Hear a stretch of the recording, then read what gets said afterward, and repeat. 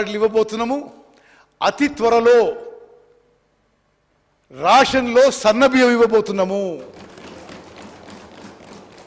కేటీఆర్ గారు అప్రిషియేట్ చేస్తారు. You will appreciate, I'm sure. Yes. ఇప్పుడు వాస్తవంగా మేము ఇన్హెరిట్ చేసిన రేషన్ సిస్టమ్ ఏముందంటే, రేషన్ కార్డ్స్కి ఇప్పుడు కోర్స్ గ్రెయిన్ ఇవ్వడం జరుగుతుంది. ఇది దీని కన్జంప్షన్ చేయలేక కనీసం 50% పీడిఎస్ రైస్ రీసైకిల్ కావడం, రకరకాలుగా మిస్యూజ్ కావడము. అంటే కేంద్ర ప్రభుత్వం కానీ రాష్ట్ర ప్రభుత్వం కానీ 40 రూపాయలు కొంటున్న బియ్యం ఉచితంగా మనం బెనిఫిషరీకి ఇస్తున్నా అది మిస్యూజ్ అవుతుందనే ఒక కన్సర్న్తో అంత కొన్ని వేల కోట్లు మరి గౌరవ ముఖ్యమంత్రి ఆధ్వర్యంలో క్యాబినెట్లో నిర్ణయం తీసుకోవడం జరిగింది. మేము ఈ ఖరీఫ్ పంటలో సన్న వడ్లు 500 రూపాయలు బోనస్కి ప్రొక్యూర్ చేయబోతున్నాం.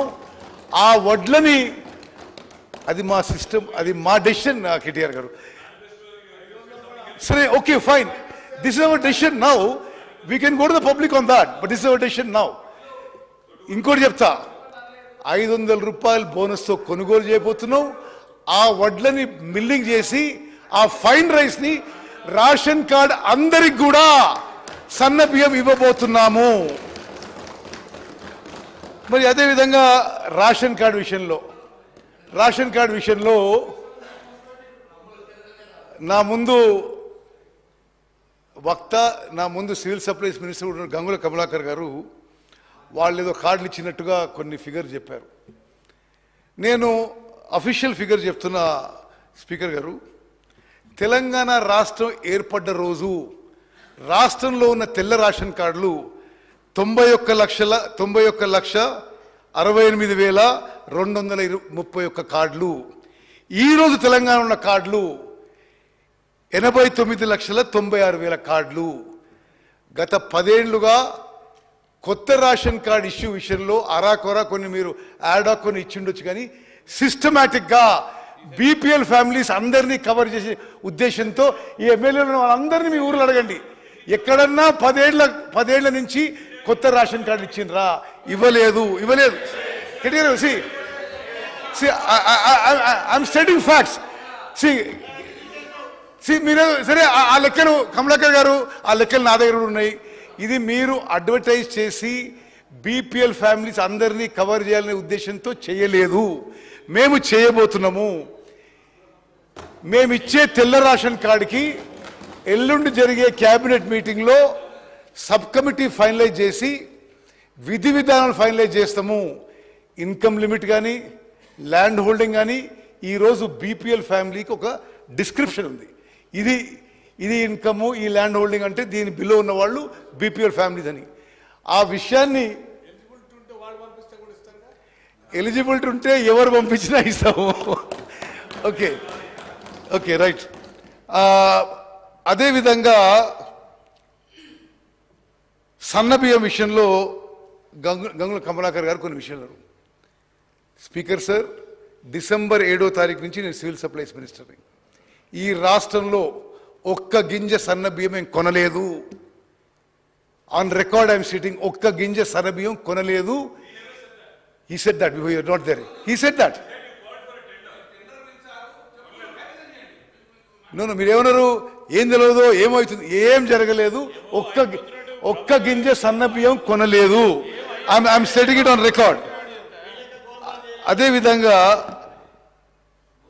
అదేవిధంగా ప్యాడీ ఆప్షన్ గురించి కూడా కమలాకర్ గారు మాట్లాడారు. ఆయన మినిస్టర్ ఉన్నప్పుడే ఈ ప్రక్రియ మొదలుపెట్టినారు. ఇంకోటి ఏమన్నాడు, తెలంగాణ వాళ్ళని పార్టిసిపేట్ చేయనిలేనరు. కమలాకర్ గారు, తెలంగాణ వాళ్లే పార్టిసిపేట్ చేయాలని తెలంగాణ జిఎస్టీ రిజిస్ట్రేషన్ ఆ ఆప్షన్లో మ్యాండేటరీ చేసింది మేము. అదేవిధంగా వారు ఏమన్నారు, సన్న బియ్యము 1.6 lakh మెట్రిక్ టన్స్ ఉన్నారు. వాస్తవంగా లేదు, 40,000 ఉంది.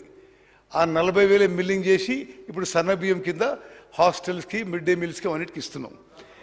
ఆక్షన్ విషయంలో కొన్ని మీకు క్లారిటీ ఇవ్వాలి, ఎందుకంటే ఈ విధమైన ప్రచారం కరెక్ట్ కాదు.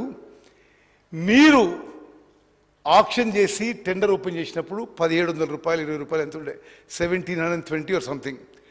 అదేవిధంగా వేరే రాష్ట్రాల్లో ఏ రేట్ వచ్చిందో చూడండి. మధ్యప్రదేశ్లో ఆక్షన్ చేస్తే 1271, ఛత్తీస్గఢ్లో ఆక్షన్ చేస్తే 1421. మేము ఆక్షన్ చేస్తే ఏ ధాన్యానికైతే మీరు 1720 రూపాయలు ఎంతో 1723 సంథింగ్ మీకు వచ్చిందో, దొడ్డు ధాన్యానికి 2007 వచ్చింది, సన్న ధాన్యానికి 2400 వచ్చింది. దయచేసి మీరు గమనించాలి. అదేవిధంగా ఇంకోటి గమనించండి మీరు. ఇప్పుడు గవర్నమెంట్ ఆఫ్ ఇండియా ఈ జూలై నెలలో ఇంకో స్కీమ్ తీసుకొచ్చింది, open sale of rice, where they put the maximum price at 2400. అంటే ధాన్యం 2400 ధాన్యం అయితే రైస్ ధర 1600, సారీ రైస్ 2400 అయితే ప్యాడీ 1600. ఇప్పుడు ఇవి గత కొంత సంవత్సరాల నుంచి వచ్చిన రేట్లు అయితే మీరు దాన్ని తప్పుపట్టడం ఇది చాలా విడ్డూరంగా ఉంది. అదేవిధంగా మీరు జూన్ 23లో ఈ ప్యాడీని మీరు ఆక్షన్కి పెట్టినప్పుడు soaked, drenched, discoloured, may not be fit for human consumption, రకరకాలుగా దాన్ని మీరు డిస్క్రైబ్ చేశారు. ఆ ప్యాడీని మేము ఆక్షన్ చేసేసరికి ఇంకో 6 నెలలు దాటింది. మరి ఇంకొంత తడిసి, ఇంకొంత డిస్కలర్ అయి, ఇంకొంత డిగ్రేడ్ అయింది. దానికి మీరు పెట్టిన ఆప్షన్కి మేము పెట్టిన ఆప్షన్కి 1100 రూపాయలు ఎక్కువ ప్రైస్ వచ్చిన విషయం కూడా నేను మీకు మనవి చేస్తూ, మరి మీరు చెప్పిన విషయాలన్నీ ఇది రైట్గా చెప్పి మనవి చేస్తున్నాను. అదేవిధంగా మీరేమన్నారు, మీరు 48 లక్షల మెట్రిక్ టన్నులు ఈ యాసంగిలో ప్రొక్యూర్ చేసిండ్రు, అంతకన్నా ఎక్కువ అన్నాం. సభ్యులందరికీ తెలియజేయాలి, ఇప్పుడు మార్కెట్లో సన్న బియ్యానికి రేటు చాలా హై ఉండి సన్న వడ్లు ఎవరు గవర్నమెంట్ ప్రొక్యూర్మెంట్కి ఏ రైతులు కానీ ఏ మిల్లర్ ఆఫర్ చేస్తలేరు. I'm stating facts Prashant, I'm stating facts. Market price సన్న వడ్లకి సన్న బియ్యానికి much higher. So they are not coming forward for government procurement. దాన్ని మీరు దీనికి లింక్ చేసి చేయడం ఇది సరైనది కాదు కమలాకర్ గారు.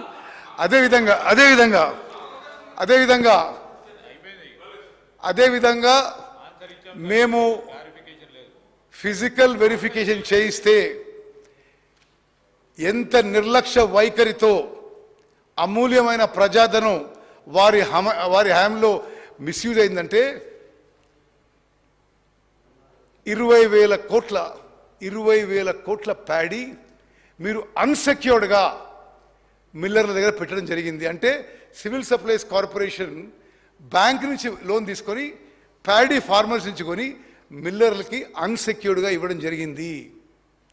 మేము అది చేయడం లేదు, చేయబోము. ఇప్పటికి మేము వచ్చే ప్రొక్యూర్మెంట్ నుంచి మిల్లర్ల దగ్గర 25% బ్యాంక్ గ్యారెంటీ అడగబోతున్నాము.